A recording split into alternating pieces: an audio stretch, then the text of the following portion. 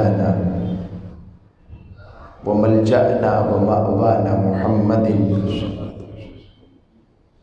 نبي الأمين المكين الحنين الكريم رؤوف رحيم. أما بعد فأعوذ بالله من الشيطان الرجيم. بسم الله الرحمن الرحيم. قال الله تبارك وتعالى في القرآن المجيد: ولا يحيطون بشيء من علمه إلا بما شاء. وقال الله تبارك وتعالى في المقام الآخر: وما كان الله ليطلعكم على الغيب ولكن الله يجتبي من رسله من يشاء فآمنوا بالله ورسله وإن تؤمنوا وتتقوا فلكم أجر عظيم. وقال الله تبارك وتعالى في المقام الآخر: عالم الغيب فلا يظهر على غيبه أحدا إلا من ارتضى من رسل فإنه يسلك من بين يديه ومن خلفه رصدا من رسول فإنه يسلك من بين يديه ومن خلفه رصدا. صدق اللہ مولانا العظیم وصدق رسولہ النبی الامین الکریم. حاضرین اکرام قدر، اللہ اور اس کے رسول صلی اللہ علیہ وسلم کی بارگاہ کا صدقہ عنایت، جس کی توفیق و رحمت سے ہمیں جمعۃ المبارک کی یہ برکتوں والی، سعادتوں والی ساعتیں نصیب ہو رہی ہیں.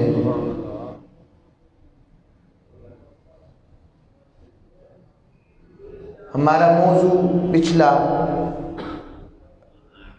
ناموس رسالت صلی اللہ علیہ وسلم کے حوالے سے ہم نے اپنی نوکری خدمت کی کوشش کی، اور آج کا موضوع وجوہات محبت میں اگلے مراحل اور اگلے اس میں سے موضوع اور اس کی جو شاخیں ہیں اس میں سے ایک موضوع ہم نے رکھا ہے کہ انسان کسی سے محبت اس لیے کرتا ہے اس کے علم اور حکمت کی وجہ سے. یعنی انسان کے پاس اگر علم ہو تو علم وہ ایسی شے ہے جو خود روشنی دیتی ہے، اور حکمت ایسی شے ہے جو اس روشنی کو ایسی ٹھنڈک فراہم کرتی ہے جو اس کو باقیوں سے خود بخود ممتاز کر دیتی ہے.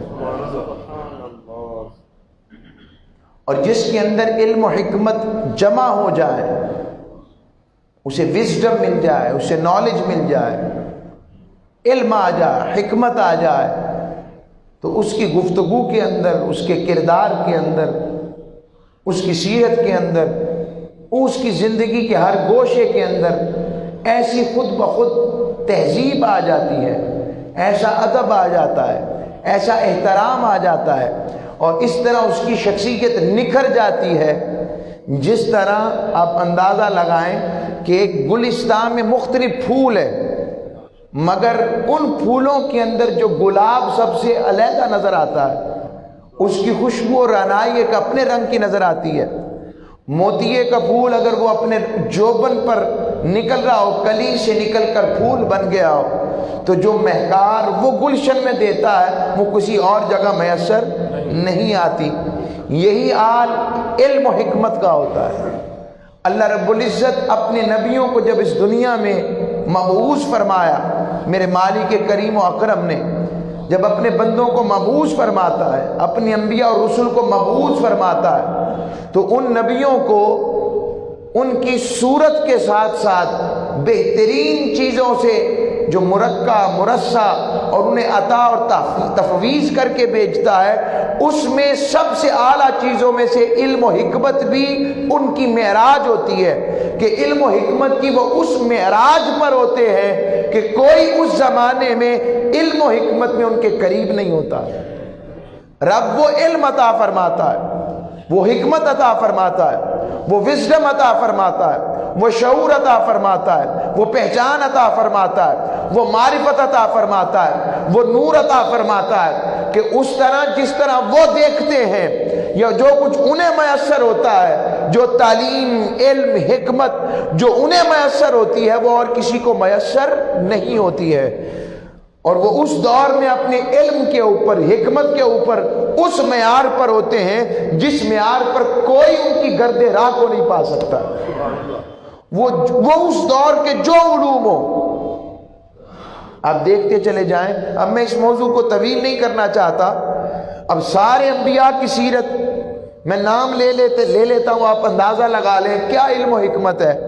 آدم علیہ السلام کے علم سے ہی کسی کا مقابلہ نہیں۔ آدم علیہ السلام کو وہ علم عطا فرمایا رب نے کہ فرشتے بھی ان کے سامنے ان کے علم کے سامنے بے بس ہو گئے۔ یہ علم آدم ہے، پھر علم نوح ہے، پھر علم ابراہیم ہے جنہیں رب نے خلیل اللہ علیہ السلام اپنا خلیل بنایا، پھر علم موسیٰ ہے، پھر علم عیسیٰ ہے، یعنی 1,24,000 پیغمبروں کی بات آئی۔ اور جب بات آئی تاجدار کائنات کی، آقا صلی اللہ علیہ وآلہ وسلم کی، تو اگر ان میں علم کا یہ معیار ہے تو پھر میرے مصطفیٰ کو علم و حکمت کا کیا رب باری تعالیٰ نے خزانہ عطا فرمایا ہوگا، کیا خاصہ عطا فرمایا ہوگا، کیا خیرات عطا، کیا چیزیں رب کی بارگاہ سے تفویض ہوئی ہوں گی، کیا کیا نصیب ہوا ہوگا اس علم و حکمت کا۔ اور پھر حضور علیہ السلام کا زمانہ جب تک قیامت نہیں آنی تب تک نبوت بھی نبوت مصطفیٰ چلنی ہے۔ سیرت و اتباع و کامیابی کے لیے سیرت و اتباع کے لیے بھی سیرت مصطفیٰ ہے، اور صورت میں بھی حضور جیسا کوئی نہیں قیامت تک، بلکہ پہلے بھی نہیں تھا، مگر یہ تو بشری لباس تھا نا، اس جیسا ہے ہی کوئی نہیں۔ تو رب باری تعالیٰ نے بتایا کہ جس کی سیرت اتنی چلنی ہے، جس کی صورت تو لازوال ہے ہی، جس کی سیرت بھی لازوال ہے، جس کی سنت بھی لازوال ہے، جس کی ایک ایک ادا بھی میں نے لازوال کر دی، جس کا نام بھی لازوال ہے، تو پھر میں اسے علم میں بھی ایسی فوقیت عطا کر رہا ہوں کہ اس کے علم کے اوپر بھی کوئی اس کے علم جیسا علم والا ہو ہی نہیں سکتا۔ اس لیے حضرت موسیٰ علیہ السلام کو حضرت شعیب ملے تو نبی کو نبی کا استاد بنایا۔ اگر کوئی شعیب آئے میسر شبانی سے کلیمی 2 قدم ہے۔ اب میں اس موضوع پر نہیں صرف سمجھانا چاہ رہا ہوں، اوروں کے لیے نبی، نبیوں کو بھی استاد بنایا نبیوں کا۔ آقا صلی اللہ علیہ وآلہ وسلم کا استاد رب نے کسی کو بنایا ہی نہیں۔ کیوں؟ کہا جب محبوب میرا ہے اور میں محب ہوں، میں چاہنے والا ہوں، تو میری چاہت کسی اور جگہ جائے یہ مجھے گوارا نہیں۔ رب نے اس لیے اپنے محبوب کو امی بنایا ہے۔ کیا بنایا؟ اونچی آواز سے، امی وصف ہے، کمی نہیں۔ کیونکہ اگر اس کا معنی وہ کیا جائے جو عمومی میرے آپ کے لیے ہوگا تو امی کا معنی وہ ہوگا جو اس کا اصل ہے، مگر جب حضور کی بات آئے گی تو وہ معنی لیا جائے گا جس سے شان مصطفیٰ نظر آئے۔ یہ اصول ہے۔ حضور کے امی ہونے کا معنی یہ نہیں ہے کہ حضور پڑھے ہوئے نہیں تھے، نعوذ باللہ، یا پڑھے لکھے نہیں تھے، یہ سوچنا ہی عبث ہے۔ کوئی کہ یہ کیسے ہو سکتا ہے؟ مجھے کوئی تہذیب دکھا دے ہزاروں سالوں کی جس میں ان پڑھ ہونا بڑے فضیلت کی بات ہو، جو آئی ہی علم و حکمت کے لیے۔ جن کا ترہ امتیازی علم و حکمت ہے، ان کی بات آئے تو رب باری تعالیٰ اپنے اس محبوب کو کس طرح سے ان پڑھ رکھ سکتا ہے؟ تو امی کے معنی یہ نہیں ہے جو ہم سمجھا جاتا ہے. امی اصل میں سے نکلا ہے، اور ماں کی گود کو بھی کہتے ہیں. تو ایک معنی یہ بھی ہے کہ یہ وہ امی ہے جو ماں کی گود سے ہی پڑا ہوا تھا. ایک معنی جو پڑے ہوئے تھے. دوسرا معنی امی کا یہ ہے کہ بیج کو بھی کہتے ہیں. رب نے فرمایا میرا محبوب وہ بیج ہے جس کو میں نے جب بکھیرا تو کائنات بن گئی، اور سمیٹا تو پھر میری محبوب کی ذات مصطفیٰ صلی اللہ علیہ وسلم ترتیب پا گئی، تخلیق پا گئی. تو آقا صلی اللہ علیہ وسلم کی ذات مطہرہ اصل کائنات ہے. کیا ہے؟ اصل، یعنی جس سے کائنات آگے پھیلی ہے. آگے آئیں. رب باری تعالیٰ نے اپنے محبوب علیہ الصلوۃ والسلام کو امی اس معنی میں بھی کہا ہے کہ آپ سورہ فاتحہ کو ام الکتاب کہا جاتا ہے. کیا کہا جاتا ہے؟ ام الکتاب. کیوں کہتے ہیں کہ 7 علوم ان آیتوں میں رب نے پورے قرآن کے علوم ان 7 آیتوں میں جمع کر دی ہیں. تو الامی کا معنی یہ ہے جس طرح سارے علوم سورہ فاتحہ میں جمع ہو گئے، اس طرح رب نے فرمایا میرا محبوب بھی امی ہے، یعنی سارے علوم جو اولین اور آخرین میں تھے سارے میں نے مصطفیٰ میں جمع کر دیے. آگے بات سمجھ. ایک اور معنی اسی طرح آپ ام القریٰ کہتے ہیں مکہ مکرمہ کو. مکہ شریف کا جو شہر ہے اسے ام القریٰ کہتے ہیں، بستیوں کی ماں. قرآن نے کہا یعنی اصل یہاں سے خشکی کا خطہ وجود میں آنا شروع ہوا. یعنی رب نے بتایا جس طرح ام القریٰ بستیوں کی اصل مکہ مکرمہ کا شہر ہے، اسی طرح میرے محبوب اس کائنات کی اصل ہے جس سے ساری کائنات بنی ہے. تو یہ امی کے معنی بتا کر میں آپ کو سمجھانا چاہ رہا ہوں کہ کتنے علوم عطا فرمائے. اب ایک نقطہ اس میں ذہن میں رکھ لیں، وہ یہ ہے کہ اللہ رب العزت کے علم کے ساتھ حضور کے علم کا مقابلہ کروانا ہی جہالت ہوگی. اللہ کے حبیب مکرم صلی اللہ علیہ وسلم کے علم کا مقابلہ اللہ سے، مگر امتی کا یہ حق نہیں ہے کہ وہ نبی کے علم کا مقابلہ اپنی عقل پر کرے. نبی کے علم کا مقابلہ اپنی عقل پر مت کرے. اس کی عقل محدود ہے، اس کی سوچ محدود ہے، اس کی فکر محدود ہے.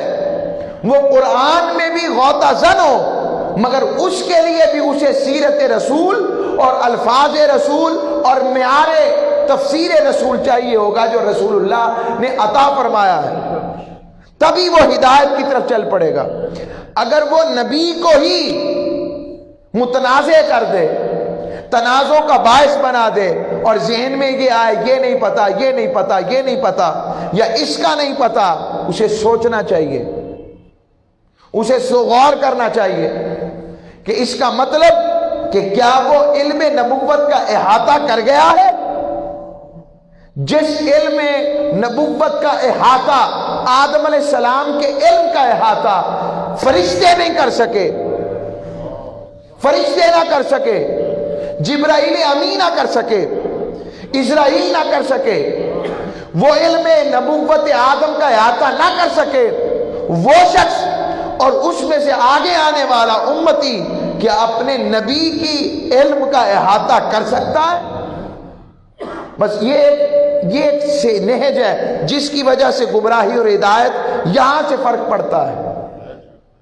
اب اگر قرآن کی آیتیں بھی لی جائیں تو میں نے قرآن کی آیتیں 2 جگہ سے پڑھی. رب باری تعالیٰ نے سورہ بقرہ آیت الکرسی جسے ہم کہتے ہیں اس میں ارشاد فرمایا فرمایا وَلَا يُحِيطُونَ بِشَيْءٍ مِّنْ عِلْمِهِ، کوئی شخص اللہ کے علم کا احاطہ نہیں کر سکتا، اللہ کے علم کا کوئی بھی اس کو اپنے اندر سمو نہیں سکتا۔ اور آگے فرمایا الا بما شاء، مگر وہ جسے وہ چاہے، جسے وہ چاہے۔ اور اس نے کسے چاہا ہے کائنات میں؟ وہ ایک ہی ذات مصطفیٰ ہے جسے چاہا ہے۔ اور اگر اس نے وہ علم کا احاطہ اپنے محبوب کو نہیں کروانا تو پھر بیان کیوں کر رہا ہے الا بما شاء، جسے وہ چاہے؟ وہ ایک ہی ہے جس کی چاہت کے لیے اس نے ساری کائنات بنائی ہے۔ نعرہ تکبیر، نعرہ اس کی آواز رسالت، اس کی حیدری۔ تو عرض کر رہا ہوں، تو وَلَا يُحِيطُونَ بِشَيْءٍ مِّنْ عِلْمِهِ، کوئی اس کے علم کا احاطہ کر ہی نہیں سکتا، یہ تو طے شدہ بات۔ مگر الا بما شاء، جسے وہ چاہے۔ اور قرآن مجید فرقان حمید میں میں نے دوسری آیات بھی اس لیے پڑھی، رب باری تعالیٰ نے ارشاد فرمایا وما کان اللہ لیطلعکم علی الغیب، فرمایا اللہ کی یہ شان نہیں ہے کہ وہ کسی کو اپنے غیب پر مطلع کرے۔ مطلب اللہ رب العزت کے شیان شان ہی نہیں۔ اور آگے فرمایا وَلَٰكِنَّ اللَّهَ يَجْتَبِي مِن رُّسُلِهِ مَن يَشَاءُ، مگر اپنے رسولوں میں سے جسے چاہتا ہے چن لیتا ہے۔ اگلی آیت بھی دیکھیں، صرف آیت کے ایک حصے کی طرف نہ رہیں، اگلی آیت بھی دیکھیں، فرمایا اپنے علم کے لیے جسے چاہتا ہے چن لیتا ہے۔ اور کن میں سے؟ رسولوں میں سے۔ عام کو بھی علم نہیں دیتا، رسولوں کو دیتا ہے۔ اس کا مطلب وہ غیب کا علم اور وہ اخبار غیب ہوں یا علوم غیب ہوں، وہ اپنے نبی اور رسول کو عطا فرماتا ہے۔ آگے آئیں، فرمایا عالم الغیب فلا یظہر علی غیبہ احدا، فرمایا وہی غیب کا جاننے والا ہے، بس وہ اپنے غیب پر کسی شخص کو مطلع نہیں کرتا۔ یہ سورہ الجن ہے، فرمایا کسی کو مطلع نہیں کرتا۔ ساتھ ہی فرمایا الا من ارتضی من رسول، سوائے اپنے پسندیدہ رسولوں میں سے کہ انہیں جسے چاہتا ہے غیب عطا فرما دیتا ہے۔ مگر ایک نقطہ ذہن میں رکھیں، عالم الغیب رب کی ذات ہے، اس غیب میں سے جتنا خزانہ رب نبیوں کو عطا کرتا ہے کسی کو عطا نہیں کرتا، اور پھر نبیوں میں سے میرے مصطفیٰ کو جو خزانہ عطا ہوا وہ کسی کو بھی نہیں ہوا۔ حضور عالم الغیب نہیں ہے، اگر یہ کہا جائے ٹھیک ہے، اگر کہا جائے ٹھیک ہے، یہ اس کو گڑبڑ نہ کرے، پوری بات توجہ سے سننی ہے، گڑبڑ ہو جائے گی ورنہ اپنے کہیں گے ہے کہ کہتا حضور علیہ الصلوۃ والسلام کی ذات مطہرہ اپنی مرضی سے عالم الغیب جاننے والا نہیں ہے، مگر رب نے کائنات کا سب سے بڑا جو غیب ہے وہ مصطفیٰ کو دکھایا ہے۔ اب آپ پوچھیں کہ رب نے کائنات میں سب سے بڑا غیب کون ہے جسے رب نے مصطفیٰ کو دکھایا ہے؟ رب کریم کی اپنی ذات کائنات کا سب سے بڑا غیب ہے، جسے معراج کی رات خود میرے رب نے مصطفیٰ کو اپنا آپ دکھایا ہے، یہ علم عطا فرمایا ہے۔ باقی باتیں میں آتا ہوں بات کی طرف، اس میں یہ نقطہ آ گیا، فرمایا عالم الغیب فلا یظہر علی غیبہ احدا، کوئی کسی کو وہ علم غیب نہیں دیتا، الا من ارتضی من رسول، اپنے رسولوں میں سے جسے چاہتا ہے وہ انہیں عطا کرتا ہے، اور بے شک وہ اس رسول کے آگے اور پیچھے علم غیب کی حفاظت کے لیے نگہبان فرما دیتا ہے۔ یہ معجزہ رسالت بھی ہے اور یہ شان علم نبوت بھی ہے۔ اب اگلا سوال، اللہ نے اپنے نبی کو کتنا علم عطا فرمایا؟ نہ رب نے بتایا کتنا دیا ہے، نہ آقا نے بتایا کتنا دیا ہے. اسی سے اندازہ لگائیں. حضرت موسیٰ کی بات آئی تو کہا ربی اشرح لی صدری، مولا میرا سینہ کھول. اور محبوب کی بات آئی تو فرمایا الم نشرح لک صدرک، حبیب میں نے تیری خاطر تیرا سینہ کھول نہیں دیا. تو وہ کون سے معارف کے لیے سینہ کھولا ہے، وہ کون سے علوم کے لیے سینہ کھولا ہے، وہ کون سے خزانوں کے لیے سینہ کھولا. محبوب جس خزانے کی بات کرے وہ سیرت میں آئے، یہ صورت میں آئے، وہ کمال میں آئے، وہ جمال میں آئے، وہ علم میں آئے، وہ حکمت میں آئے. محبوب ہر شے کے لیے میں نے تیرے سینے کو روشن اور کھلا کر دیا. پھر فرمایا قرآن مجید فرقان حمید میں سورہ النساء فرمایا وَعَلَّمَكَ مَا لَمْ تَكُنْ تَعْلَمْ. محبوب وہ جو کچھ آپ نہیں جانتے تھے میں نے سارا کچھ عطا فرمایا. میں اس کی ایک مثال دیتا ہوں. مثال کے طور پر آپ ابھی اپنے اپنے گھروں سے آئے. اب مجھے نہیں پتا کہ آپ کیا کھا کر آئے، کیا پی کر آئے. اب اس میں کوئی ثواب کی کوئی اتنی توحید و شرک والی بات بھی نہیں.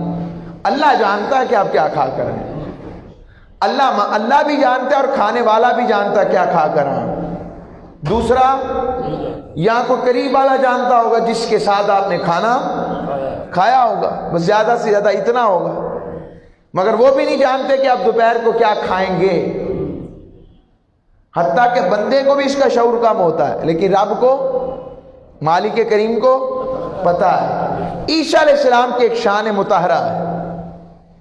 ان کے معجزات میں سے وہ یہ رب کریم نے بیان فرمائی سورہ آل عمران کے اندر بیان فرمائی اور ارشاد فرمایا کہ میرے عیسیٰ کی شان یہ تھی کہ جو ان کے امتی کھا کر آتے جزو بدن بن جاتا وہ بھی بتاتے تھے کہ یہ کھا کر آئے ہو.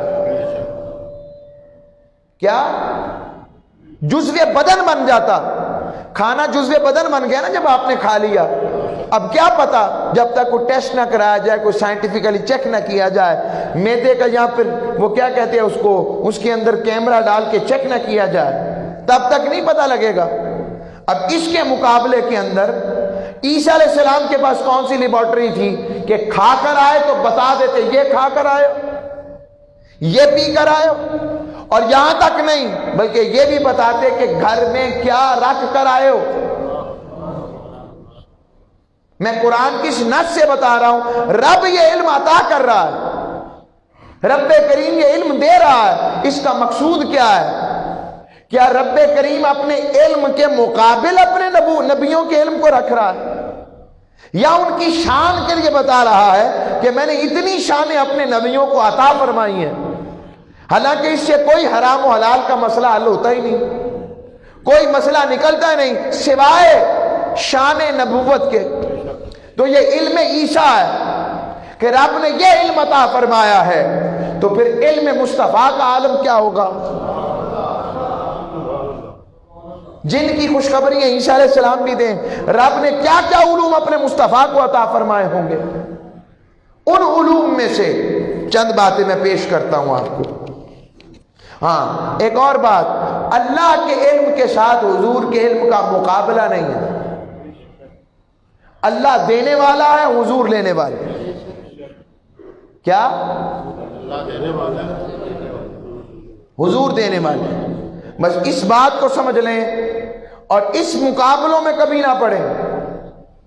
اللہ نے جہاں کہا ہے نا کہ یہ بھی نہیں پتا، یہ بھی نہیں پتا، یہ بھی نہیں پتا، تو کوئی واقعی درست بات ہے. رب کی عطا سے کسی کو نہیں پتا. جیسے سورہ لقمان میں اللہ نے فرمایا، آخری آیت میں رب باری تعالیٰ نے ارشاد فرمایا انما عندہ علم الساعہ، اسی کے پاس قیامت کا علم ہے. تو درست بات ہے، حقیقی علم قیامت کا اس کو ہے، مگر وہ جسے چاہے عطا کر دے. اس نے اپنے محبوب کو عطا فرمایا. اب جتنی آیتیں قرآن کے اندر آئیں وہ اصل میں کفار کا رد کروایا محبوب سے. وہ آ کے تنگ کرتے تھے پھر قیامت کدوں آئے گی، کب آئے گی؟ وہ آ کر اسلام کو تکلیف دیتے تو رب نے کہا محبوب نے ایک ہی جواب دو، اصل میں قیامت کا حقیقی علم اللہ کو ہے، پتہ نہیں ابھی آ جائے، پتہ نہیں کب آ جائے۔ تو حضور نے یہ جواب دیا تو ہم اس سے یہ معنی سمجھ لیں کہ حضور کو پتہ ہی نہیں، یہ گڑھ لینا کہاں سے ہے؟ قرآن میں آیا اللہ ہی بہتر جانتا ہے اور اللہ ہی کو پتا ہے کہ کسی ماں کے بطن میں کیا ہے، کیا ماں کے بطن میں کیا ہے، اللہ ہی کو، حقیقی علم اللہ کو ہے، مگر اللہ کی عطا تو اپنے محبوبوں پر ہے۔ حضرت صدیق اکبر، آقا اسلام کی بات تو بہت بلند، حضرت صدیق اکبر کا وقت وصال قریب آیا تو آپ نے اپنا ترکہ لکھوایا، تو ترکہ اور وراثت میں کہا عائشہ ابھی ایک تمہاری بہن آنے والی ہے، نہ اس دور کے اندر کسی قسم کی کوئی کیا کہتے ہیں اسے ٹیکنالوجی تھی، نہ الٹرا ساؤنڈ تھا، نہ کوئی اور ڈوپ ٹیسٹ ہوتا تھا، کچھ نہیں تھا۔ حضرت صدیق اکبر نے کہا اور بعد میں ایسا ہی ہوا، سیدہ عائشہ صدیقہ نے کہ ہماری ایک بہن پیدا ہوئی جس کا حصہ میرے بابا جان نے پہلے سے لکھوا دیا تھا۔ یہ علم صدیق اکبر ہے۔ آقا اسلام کے علم کو رب نے کیا علم عطا فرمایا ہوگا؟ میں اس پہ بے شمار مثالیں دے سکتا ہوں۔ کل کیا ہوگا کسی کو پتا نہیں، کوئی شک نہیں، کل کیا ہوگا حقیقی معنی میں اللہ کے سوا کسی کو، لیکن جب رب بتا دے، اور رب کریم نے بدر کے میدان میں بتایا نہیں اپنے مصطفیٰ کو، بخاری مسلم کی حدیث، آقا صلی اللہ علیہ وآلہ وسلم نے خود نشان لگائے، یہاں ابو جہل مرے گا، یہاں امیہ گرے گا، یہاں فلاں گرے گا، یہاں فلاں قتل ہوگا، اور صحابی یہ کہتے ہیں میں اسی طاق میں رہا کہ جہاں جہاں میرے مصطفیٰ نے اپنی عصا سے نشان لگائے کوئی اس سے انچ بھر بھی آگے پیچھے تو نہیں گرا، میں نے دیکھا جہاں جہاں حضور نے نشان لگائے ہر کافر وہیں مرا۔ اب یہ کیا ہے؟ کسی کو نہیں پتا بارش کب ہوگی، اور ادھر آقا علیہ السلام کا دور ہے، حضور منبر پر خطاب کر رہے ہیں، ایک اعرابی کھڑے ہوتے ہیں اور عرض کرتے ہیں یا رسول اللہ بھوکے مر گئے، قحط آ گیا، بارش نہیں، جانور مر گئے، مصیبت آ گئی، مشکل پڑ گئی، دعا کریں بارش آ جائے۔ آقا علیہ السلام یوں اشارہ کریں، ہاتھ دعا کے لیے اٹھائیں اور اشارہ کریں تو بادل انگشت مصطفیٰ کے ساتھ دھاگوں کی طرح بندھے ہوئے آتے چلے جائیں۔ یہ کیا ہے؟ اور پھر اتنی بارش ہو کہ پانی سے ہر جگہ بھر جائے، اور بارشوں کے اگلے ہفتے آئیں تو کہیں یا رسول اللہ اب بس کروا دے۔ بارش دینا کس کا کام؟ بارش کی مقدار کا تعین کرنا کس کا کام؟ مگر حضور علیہ السلام کو کہہ رہے یا رسول اللہ بس کر دیں، کروا دیں۔ یہ رب اللہ کے محبوب سمجھ کر کہہ رہے ہیں یا اللہ کے نعوذ باللہ مقابل سمجھ کر کہہ رہے ہیں؟ حالانکہ بارش ختم کرنا کس کا کام؟ تو صحابی کیوں کہہ رہے ہیں؟ انہیں پتا ہے حضور جو چاہیں رب نے عطا کیا ہے، رب چاہے تو کر دے، ان کی ٹالی نہیں جا سکتی۔ رب نے ان کے لیے کائنات کے اجرام فلکی کو بھی مسخر کر دیا ہے کہ اشارہ کرے تو چاند بھی ان کے کہنے پر دو ٹکڑے ہو جائے، یہ اشارہ کرے تو سورج الٹے پاؤں پھر جائے، یہ اشارہ کرے تو کنکریاں کلمہ پڑھیں، یہ اشارہ کرے تو درخت چل کر آئیں، یہ اشارہ کریں تو درختوں سے جڑیں نکل کر مصطفیٰ پر سلام پڑھنے کے لیے آ جائیں۔ انہیں پتا ہے کہ کائنات کی ہر چیز محبوب کے لیے رب نے مسخر کر دی ہے۔ وہ یہ نہیں کہتے کہ حضور رب ہیں، وہ اس لیے کہتے ہیں کہ رب کے حبیب ہیں۔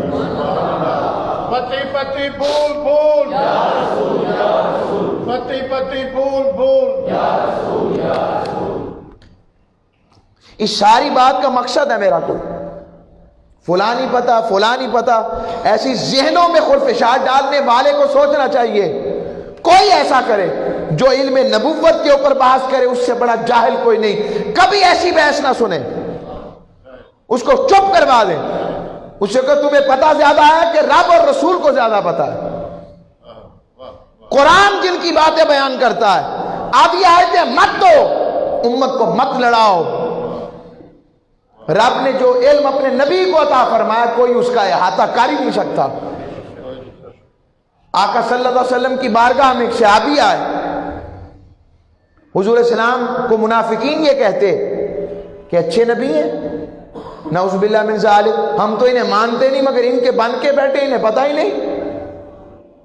ایسا موقع بھی آیا، حضور نے جمعہ کے دن جتنے منافق تھے حضور نے خود اشارہ کیا، انت المنافق فخرج، تو منافق ہے نکل جا مسجد سے، تو بھی نکل، تو بھی نکل، تو بھی نکل. وہ صحابی آ رہے تھے، انہوں نے دیکھا یہ تو جمعہ لگتا ہو گیا، وہ باہر نکلنے لگ پڑے. جب غور کیا تو کہنے لگے یہ تو سارے منافق ہیں. اب حضور اگر پہچانتے نہ ہوتے تو ایک ایک کا نام لے کر نکلواتے. رب نے یہ علم اپنے نبی کو عطا فرمایا. رب کا علم ذاتی ہے، نبی کو رب نے عطا فرمایا ہے، مگر جتنا علم نبی کو دیا ہے کسی کو دیا ہی نہیں. اور مخلوق میں سب سے اعلیٰ علم علم مصطفیٰ ہے. یہ ذہن میں رکھ لیں. خالق کے علم کے ساتھ مقابلہ ہلکا سا بھی نہیں، ہو ہی نہیں سکتا. یہی عقیدہ ہمارا ہے. مگر مخلوق میں سب سے اعلیٰ علم رب نے اپنے مصطفیٰ کو عطا فرمایا. علم و حکمت کی وہ خیر عطا فرمائی جو رب نے اور کسی کو عطا نہیں فرمائی. اس لیے فرمایا آقا صلی اللہ علیہ وسلم. وہ صحابی نے ایک اور روایت میں آتا ہے، وہ ایک صحابی تھے، ان کے نسب کے اوپر لوگ اعتراض کرتے کہ ان کا نسب درست نہیں ہے، یہ نسباً درست نہیں ہے. آقا صلی اللہ علیہ وسلم جلال میں تھے، منافقین کی باتیں سن کر منبر پر تشریف لائے. کہا پوچھو کیا پوچھتے ہو، پوچھو پوچھو کیا پوچھتے ہو. اب کوئی توحید کا پوچھے، کوئی رسالت کا پوچھے، کوئی ثواب کا پوچھے، کوئی جزا کا پوچھے، کوئی ایسی باتیں پوچھے. وہ صحابی کھڑے ہوئے اور یا رسول اللہ میرے ابا جی کون نے؟ یہ عام بات ہے، بولیں یہ عام بات ہے. اب باپ کا علم حقیقی معنی میں دو جگہوں سے پتہ لگتا ہے، یا تو ماں کو پتہ ہوتا ہے یا رب کریم کو پتہ ہے. ان دو جگہوں کے علاوہ اور کسی کو حقیقی باپ کا علم نہیں ہوتا. میرے محبوب نے انتظار نہیں کیا کہ وحی آئے گی، انتظار نہیں کیا جبریل آئیں گے تو بتائیں گے. فرمایا نہیں، فرمایا تمہارے ابا جی فلاں ہیں. ان کی ماں نے کہا کہ اگر یہ بات درست حضور نہ بتاتے، نہ بتا سکتے، نعوذ باللہ من ذالک، تو میں تو رسوا ہو جاتی. کہا امی جان انہوں نے رب کا پتہ دے دیا ہے، یہ تو چھوٹی چھوٹی باتیں ہیں. ہم نے ان کے کہنے پہ اس رب کو مان لیا جسے دیکھا نہیں، تو یہ تو چھوٹی باتیں ہیں. تو میں نے چاہا کہ یہ میرے اوپر دھبا بھی اتر جائے. یہ علم نبوت مصطفیٰ ہے. حضرت حذیفہ بیان فرماتے ہیں، حذیفہ بن یمان سر رسول جن کا ٹائٹل، بخاری مسلم کی حدیث. آقا علیہ الصلوۃ والسلام ہمارے درمیان کھڑے ہوئے. آپ نے اپنے اس دن کے قیام فرما ہونے سے لے کر قیامت تک کوئی ایسی چیز نہ چھوڑی جس کو آپ نے بیان نہ فرما دیا ہو. اب یہ کیا ہے؟ قیامت تک جو ہونا ہے. اور ایک روایت میں یہ بھی آتا ہے آقا صلی اللہ علیہ وسلم نے مخلوقات کی ابتدا سے لے کر جنتیوں میں جنت میں داخل ہونے تک اور دوزخیوں میں دوزخیوں کے داخل ہونے تک سب کچھ بتا دیا. ایک روایت میں یہ بھی آتا ہے کہ آقا صلی اللہ علیہ وسلم نے یہ بھی بتا دیا کہ جنت میں آخری شخص کیسے جائے گا، دوزخ میں آخری شخص کیسے جائے گا، اور جنت اور دوزخ کے درمیان اس دور سے لے کر جتنے واقعات زمانوں میں ہونے ہیں میرے مصطفیٰ نے ساری خبریں عطا فرما دی.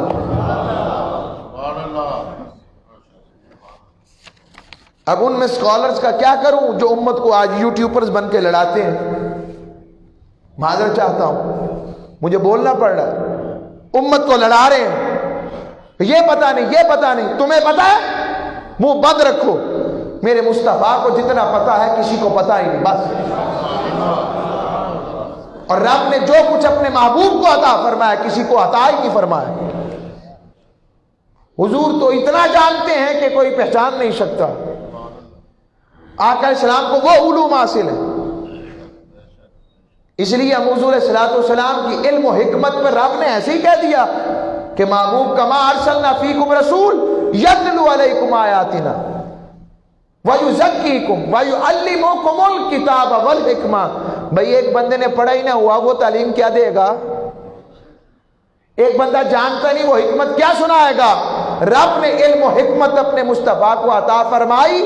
اس لیے حضور نے فرمایا انما بعثت معلما، میں تو علم دینے والا بنا کر، استاد بنا کر بھیجا گیا. حضور کے علم کا کیا کہنا ہے؟ آئیں، آج امت کو ضرورت ہے کہ آقا علیہ السلام کے ساتھ اپنے تعلق کو ان عقلوں کی حد سے نکل کر محبت اور عشق کے پیمانے سے وابستہ کریں، ورنہ دور فتن ہے. ایک ہی تو ذات ہے، ذات مصطفیٰ صلی اللہ علیہ وسلم، جس پر امت کو اکٹھا ہونے کی ضرورت ہے. اگر وہی امت اپنے محبوب کے بارے میں لڑ گئی اور محبوب کے بارے میں وسوسوں کا شکار ہو گئی تو یہ امت کبھی بھی اکٹھی نہ ہو سکے گی.